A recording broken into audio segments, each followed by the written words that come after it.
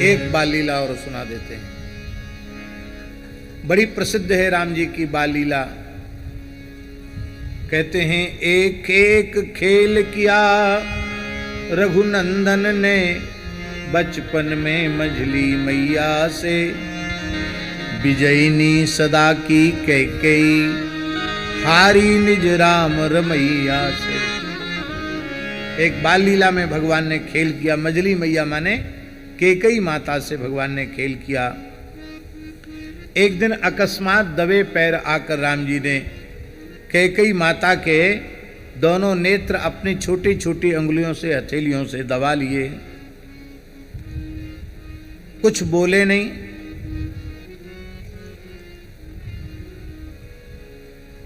तो मैया ने पूछा कौन, किसने आंख बंद की? बोले आप बताओ किसने तुम्हारे नेत्र मूंदे हैं? अभी ठाकुर जी हैं, ज्ञानी मूढ़ न कोहे। तो नटवर की अग्रिम लीला का अति गूढ़ भेद मां पा न सकी, भरसक अनुमान लगा करके नाम सही बतला न सकी। मैया ने सोचा इतने नटखट तो लक्ष्मण जी ही हैं, राम जी तो ऐसा नटखट काम जल्दी करते नहीं हैं। तो कहा लक्ष्मण, फिर कहा शत्रुघ्न, फिर कहा भरत। भरत तो बहुत सीधे हैं, भरत जी ऐसा क्यों कर सकते हैं? राम जी ने कहा वो तो हार गई मैया, और जो हारा हुआ है वो जीते हुए को मुंह मांगा इनाम देगा। यही पहले शर्त रखी गई थी, जो जीत जाएगा हारे हुए को उसकी इच्छा को पूर्ण करना पड़ेगा। वो जो कहेगा वो उसको देना पड़ेगा, चाहे जितनी दुर्लभ वस्तु हो। तो एक खेल किया रघुनंदन ने, बचपन में मझली मैया से, विजयनी सदा की कैकेयी, हारी निज राम रमैया से। एक दिन रघुनंदन दबे पांव औचक पीछे से आकर के, कर कमलन मूद लई अखियां मैया की नजर बचा करके। गही मौन रहे कछु देर प्रभु, मुख ते नहीं कहत कछु बेना। अंतर गर्भित है मूक प्रश्न, बतलावो मुंह दे को नैना। बताओ किसने नेत्र मुंह दे? नटवर की अग्रिम लीला का अति गूढ़ भेद मां पा न सकी, भरसक अनुमान लगा करके नाम सही बतला न सकी। भोले भाले गंभीर धीर, चांचल्य रहित रघुनंदन से, ऐसे नटखटपन की आशा होती न स्वप्नगत हूँ मन से। राम जी ऐसी नटखट लीला करेंगे ये मैया न कभी अनुमान भी नहीं कर सकती। लक्ष्मण का नाम लिया माता ने, कर टटोल कर अटकर से, है कौन जगत में जीत सके, जो लीलाधर नटनागर से। बोले रघुवर इस खेल माही, मैया तू मुझसे हार गई। माता बोली प्यारे रघुवर, मैं तो तुझ पर बलिहार गई। अब शर्त पहली है, जो हारे वह कुछ देता है, क्रीड़ा में जीतन हारे को, मैं भी कुछ दूंगी अवश्य आज, मुंह मांगा रघुवर प्यारे को। कैकेयी माता ने कहा कि अपने प्यारे रघुवर को जो मुंह मांगी वस्तु है वो मैं ला करके दूंगी। बोले रघुवर हाँ मांगूंगा, पर कठिन शर्त होगी मेरी। मां बचन मुझे दो जो चाहो, पूरी इच्छा होगी तेरी। मां मैं मांगूंगा अवश्य, पर झालमुड़ी नहीं मांगूंगा। हाँ, झालमुड़ी मांग लूं, रसगुल्ला गुलाब जामुन मांग लूं, ये नहीं मांगूंगा। मैं मांगूंगा, बहुत कठिन शर्त होगी। माता बोली दूंगी अवश्य, जो मांगोगे सो पाओगे। लाल तुम्हारे लिए सर्वस्व न्यौछावर है, तुम जो मांगोगे वो मिलेगा। विश्वास मुझे है राम भद्र, जग हित कर ही करवाओगे। सारे संसार के कल्याण के लिए तुम्हारा अवतार हुआ है। तुम कोई ऐसी बात कह ही नहीं सकते हो जिससे किसी की कुछ हानि हो सकती हो, ऐसा व्यवहार तुम्हारे द्वारा संभव नहीं। भगवान बोले मां तू बहुत बुद्धिमती है, तूने ठीक समझा। हित कर ही नहीं परम हित कर, व्यक्तिगत नहीं सचराचर का। पूरी सृष्टि का काम करना है, अनिवार्य कार्य यह करना है, उतरे सिर भार धराधर का। शेषी के मस्तक पर पृथ्वी का भार हो रहा है, उसका भार हल्का करना है। जो मन भावे सो मांग लाल, अपनी इस जीती बाजी में। कैकेयी माता ने कहा कि जो मांगो वो मांग लो, होगी प्रसन्नता परम मुझे, मैं राजी तेरी राजी में। मुझे बहुत प्रसन्नता होगी, जो तुम्हारी इच्छा हो मांग लो। ऐसी ही आशा थी तुझसे, यह भाव और को पा सकता, जो कार्य संभाल सकोगी तुम, कोई दूजा नहीं निभा सकता। मां यही तुमसे आशा थी, इतना कठिन कार्य मां तुम्हारे अतिरिक्त और कोई नहीं कर सकता, इसका निर्वाह तो केवल आपके द्वारा ही संभव है। कार्यान्वित हो योजना सही, इसके पहले कोई जाने ना। परमा वचन दो, जब तक यह योजना कार्यान्वित न हो जाए, तब तक इसका किसी को भेद पता नहीं चलना चाहिए। क्या भेद? बोले निज दो वरदान पिताजी से, हट कर पूरा करवा लेना। जब हमारे राज्याभिषेक का प्रसंग आवे, तब तुम पूज्य पिताजी से हठ पूर्वक अपने 2 वरदान पूरा करवा लेना। कौन से 2 वरदान?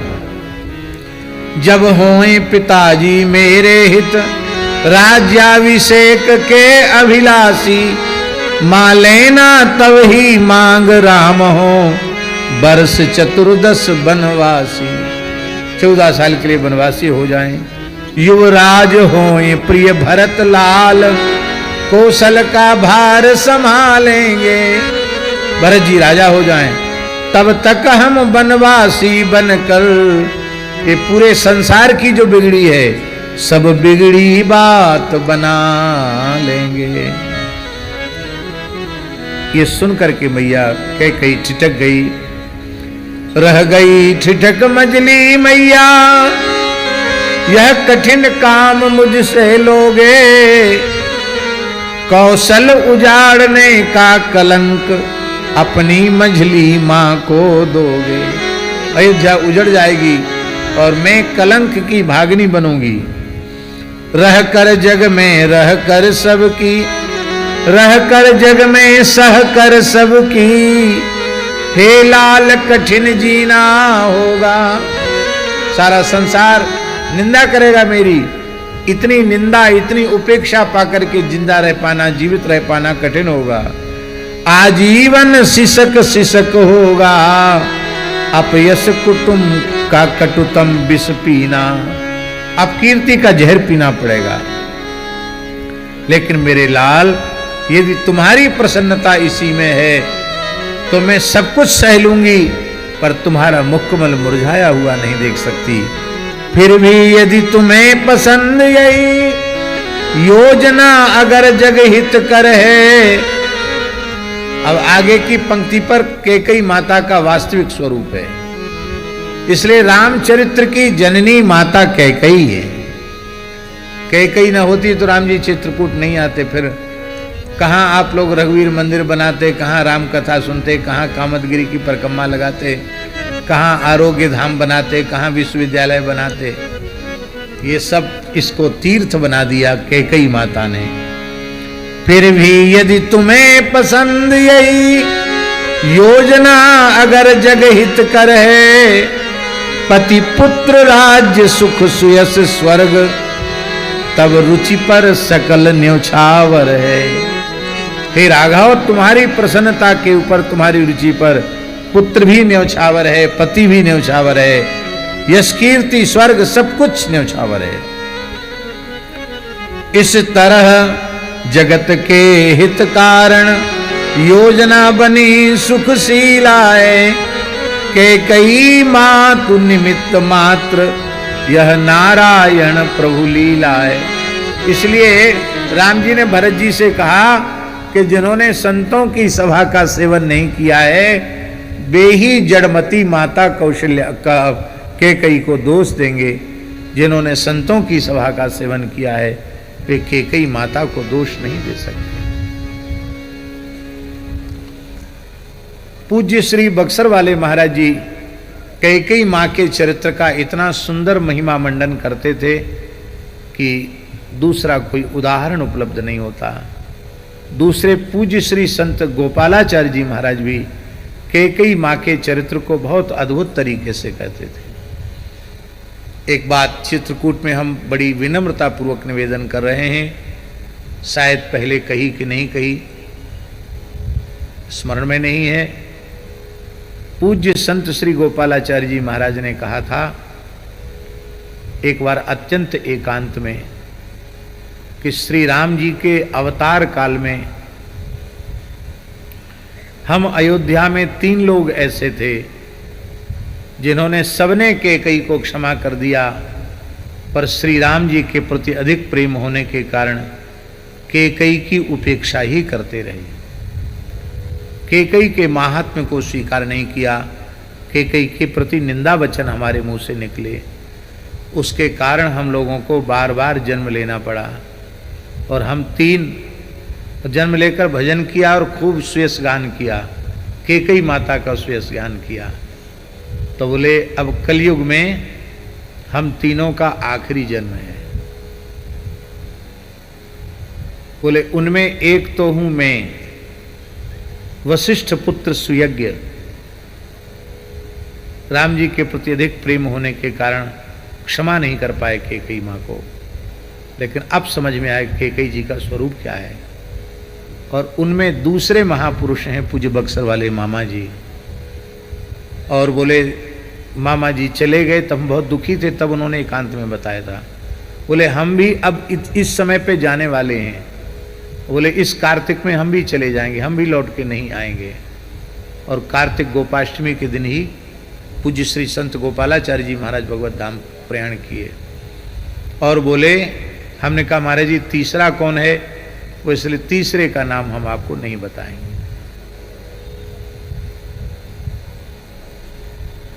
ये 2 नाम बताए, तीसरे का नाम हम नहीं बताएंगे क्योंकि उस तीसरे को अभी बहुत समय तक धरती पर रहना पड़ेगा, इसलिए हम नहीं बताएंगे। तो कहने का अर्थ उन्होंने साधु सभा का सेवन नहीं किया है जो माता कैकई को दोष देते हैं।